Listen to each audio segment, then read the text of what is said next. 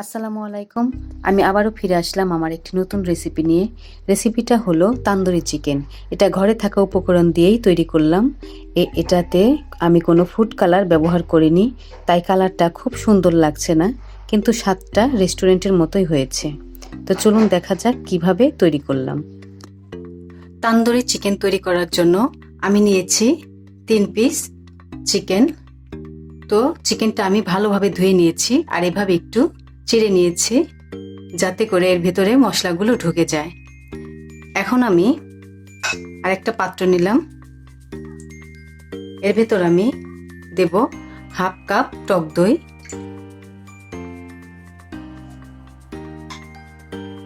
তারপর দেব 1 টেবিল চামচ আদা বাটা, 1 টেবিল চামচ রসুন বাটা, 1 টেবিল চামচ লাল মরিচের গুঁড়ো, 1 চা চামচ হলুদের গুঁড়ো,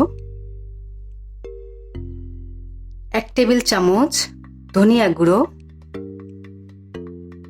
1 টেবিল চামচ জিরার গুঁড়ো,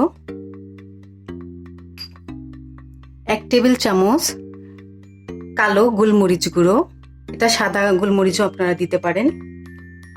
তারপর 1 টেবিল চামচ গরম মশলা গুঁড়ো, তারপর দেব 1 টেবিল চামচ তান্দুরি চিকেন মশলা। তো এটা আপনারা সব মুদি দোকানেই পেয়ে যাবেন। তারপর দেব স্বাদ মতো লবণ, আর দেব 1 টেবিল চামচ লেবুর রস। দিয়ে আমি চিকেনগুলো ভালোভাবে মাখিয়ে নেব।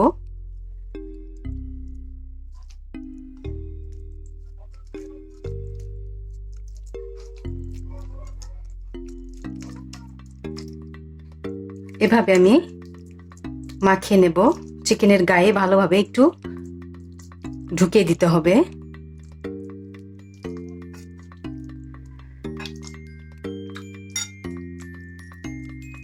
এইভাবে ভালোভাবে মাখিয়ে নিতে হবে। মশলাটা কিন্তু ভালোভাবে মিশিয়ে দিতে হবে। এইভাবে সুন্দর করে আমি মাখিয়ে নিলাম। এখন আমি দেব এর ভেতর 4 টেবিল চামচ সরিষার তেল। সরিষার তেলটা কিন্তু অবশ্যই দিতে হবে। তেলটা দিয়ে আমি আরেকটু মাখাবো। মাখিয়ে এটা 2-3 ঘন্টা ম্যারিনেট করতে দেব। হয়ে গেছে। তো 2-3 ঘন্টা পর আমি ফিরে আসছি। চিকেনটা এরই মাঝে ম্যারিনেট করা হয়ে গেছে। এখন আমি আরেকটু ভেজে নেওয়ার আগে আরেকটু মাখিয়ে নেব ভালোভাবে। আর রেস্টুরেন্টে কিন্তু ফুড কালার দেয়, আমি ওটা দিলাম না, কারণ ফুড কালারটা শুধু কালারের জন্য দেওয়া হয়। আমি এটা বাসায় রান্না করে খাচ্ছি, এজন্য আমার দেওয়ার দরকার হয়নি। আপনারা চাইলে দিতে পারেন। আমি এটা এখন ভেজে নেব। এখন আমি ভাজার জন্য একটা প্যান বসিয়ে দিলাম, ফ্রাই প্যান। তো এর মধ্যে আমি দিয়ে দেব কিছুটা বাটার। আপনারা চাইলে সয়াবিন তেল দিয়েও এটা করতে পারেন, কিন্তু বাটার দিয়ে করলে একটু চিকেনের গন্ধটা সুন্দর বের হয়, এজন্য আমি বাটারটা ব্যবহার করলাম। বাটারটা যখন গলে যাবে তখন আমি চিকেনটা দিয়ে দেব।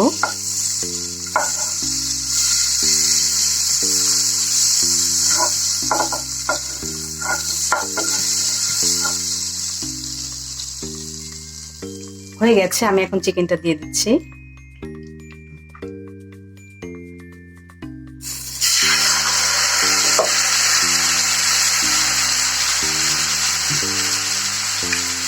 এইভাবে আমি দিয়ে দিচ্ছি।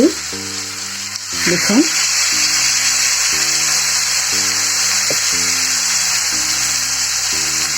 এইভাবে আমি ঘড়ি ধরে 1 মিনিট হাই হিটে জাল করে নেব। 1 মিনিট হয়ে গেছে, তো আমি এটা উল্টে দিয়েছি। এই পাশটা আমি আর 1 মিনিট করব। তারপরে আমি চুলার আঁচটা মিডিয়ামে ঢেকে রাখবো। এ পাশটাও কিন্তু হয়ে গেছে 1 মিনিট। তো এখন আমি এটা ঢেকে রাখবো আর চুলার আঁচটা একদম মিডিয়ামে দেব। এখন আমি ঢাকনাটা উঠিয়ে দেখব। এই পাশটা কিন্তু 10 মিনিট ভাজা হয়ে গেল। আমি এখন এটা উল্টিয়ে দেব।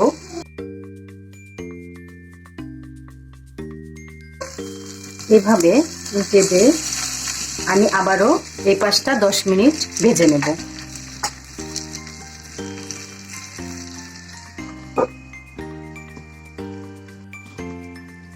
মাঝে মাঝে ঢাকনাটা উঠিয়ে বাটারগুলো আমি চিকেনের গায়ে এভাবে একটু লাগিয়ে দেব, এতে করে উপরেরটা ড্রাই হয়ে যাবে না। এভাবে তো এর মাঝে 10 মিনিট হয়ে গেছে। এখন আমি এটা নামিয়ে নেব। তো আরেকটা আমি কথা বলছি, আমি প্রথমে কিন্তু 1 মিনিট করে হাই হিটে, চুলার আঁচটা হাই হিটে রেখে 1 মিনিট করে এপাশ আর ওপাশ ভেজে নিয়েছি। তারপর মিডিয়াম আঁচে রেখে 10 মিনিট করে 10 মিনিট এদিকে 10 মিনিট ওইদিকে, মোট 20 মিনিট ধরে আমি ভেজে নিলাম। এখন আমি এটা নামিয়ে নেব। তারপর আরেকটা ভেজে নেব, কিন্তু তার আগে এই পোড়া মশলাগুলো কিন্তু ফেলে দিতে হবে। ফেলে দিয়ে পরিষ্কার করে তারপরে আরেকটা ওই তেলের ভিতরে ভাজতে হবে। তো আমি আর ওটা দেখালাম না, আমি ওটা ভেজে নিচ্ছি। সবগুলো চিকেন কিন্তু ভাজা হয়ে গেছে। আমি এখন এই ফ্রাই প্যানের ভেতরেই বাকি যে মশলাটা আছে, এই মশলাটা আমি ফেলে দেব না, এটা আমি একটু ভেজে নেব।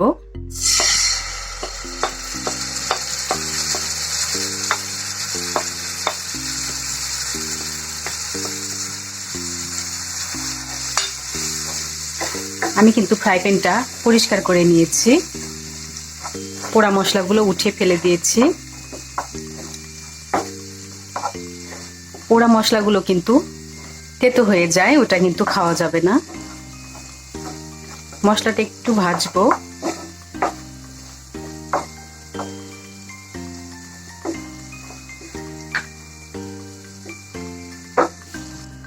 মিডিয়াম আঁচে রেখে আমি 1 মিনিট ভেজে নিয়েছি।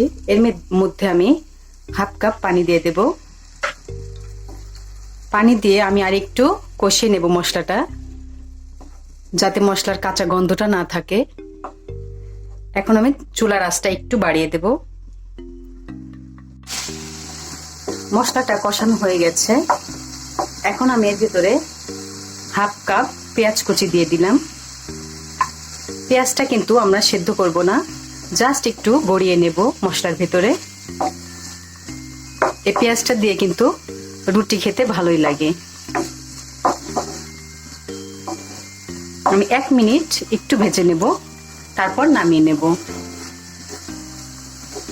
তো হয়ে গেছে। পেঁয়াজটা কিন্তু সেদ্ধ করা যাবে না। হয়ে গেছে আমাদের তান্দুরি চিকেন। এটা খুবই ভালো খেতে হয়েছে, আর এটা নান রুটি দিয়ে খেতে বেশি ভালো লাগে। তো আপনারা চাইলে খুব সহজেই বাচ্চাদের জন্য রান্না করে দিতে পারেন।